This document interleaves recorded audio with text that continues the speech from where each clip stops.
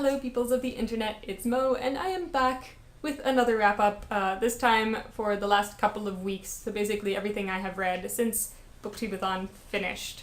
And a much shorter wrap-up this time with only 4 books on it. So the first thing that I read after I can't speak right now, apparently, Booktubeathon was over, or rather the first thing that I finished was Arabella of Mars by David D. Levine. This just came out like last month or the month before. It's a new release. I was gonna say science fiction release, but I think maybe it's a little more steampunk alternative history. So this is basically, the world building is if space travel had been invented 100 years earlier. So it's Victorian era, and it's about this girl named Arabella who had grown up on Mars, but her mother moved her to London to try to find her a husband, and now she has discovered that something bad might be about to happen to her brother, who is still back on Mars, running the family plantation, and so she's got to find a way to get herself to Mars to try to save him.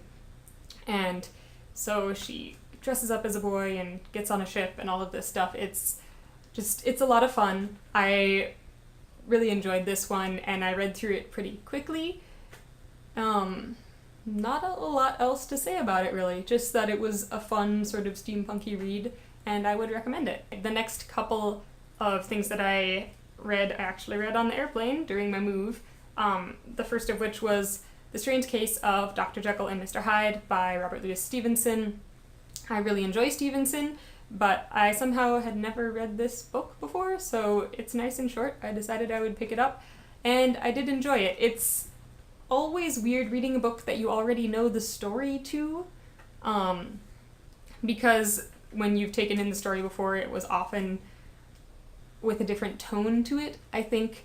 And this is what I ought to have expected out of a book coming out of that time period, I think, but so often the sort of tone that it seems to be given in popular culture is more of like a modern horror, whereas this is more of just a sense of dread because you know what's going to happen at the end.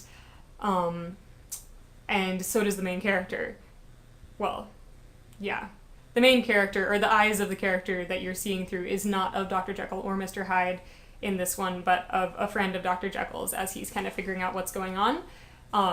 But you can tell that Dr. Jekyll knows what's happening to him and what's going to happen to him, and it's really only horror in the sense that he is sort of watching this and experiencing this and knowing that there's not much or possibly anything that he can do to stop it. Yeah, I enjoyed that one. It's not my favorite Stevenson. So far, Treasure Island is just close to my heart here, but I would recommend it, and it's one of those classics that everybody probably should read anyway, so. The next thing I read, I actually listened to on audiobook during the flight, and that was Cinnamon and Gunpowder by Eli Brown. This is a historical novel set during the period of the Opium Wars on a pirate ship, and the main character is a chef. So right at the beginning of the story, our chef protagonist gets kidnapped by a band of pirates who had been attacking his employer, and the captain of the pirates tells him that he will stay alive as long as he can cook her a fantastic meal every Sunday, and he has to do this while he's out at sea with very few resources, and basically, yeah. And it's really about his journey of coming to adjust to his new life, and to come to see people in a different light than potentially just what they're stereotypically perceived as from the home front when they're talking about different countries and people who are living different lifestyles, shall we say. Yeah, and just his journey of discovery of what the world really is, essentially. And there's a lot about food in it, too, which is a lot of fun. I enjoyed the way that it was written sort of as his journal that he was keeping while he was in captivity, etc. And I just thought it was a really fun, enjoyable book all around, and I would definitely recommend it. The last thing on this wrap-up I actually just finished yesterday, and that is this, Clouds of Witness by Dorothy L. Sayers. This is book 2 in the Lord Peter Wimsey Mysteries series, and in this book he has gone off to have a vacation only to discover through the newspaper that his brother is being tried for murder, and so he has to hurry back to England to investigate and try to get his family out of this bit of trouble, essentially. Otherwise, fairly similar to what I said about the first book. Fun, light sort of mystery. Lord Peter is just a really amusing character overall, and Bunter, his butler, is also fantastic. I like his character a lot. So, yeah, not a lot else to say about this. I figured out certain bits of the mystery fairly early on.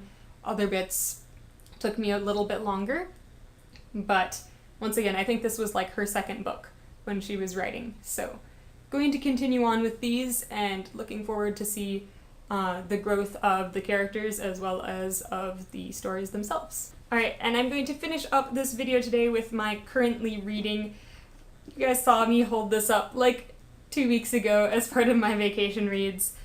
This is my Longfellow collection, and I am working on the Song of Hiawatha. I have read this much, like 100-ish pages, probably. Yeah, about 100 pages of it.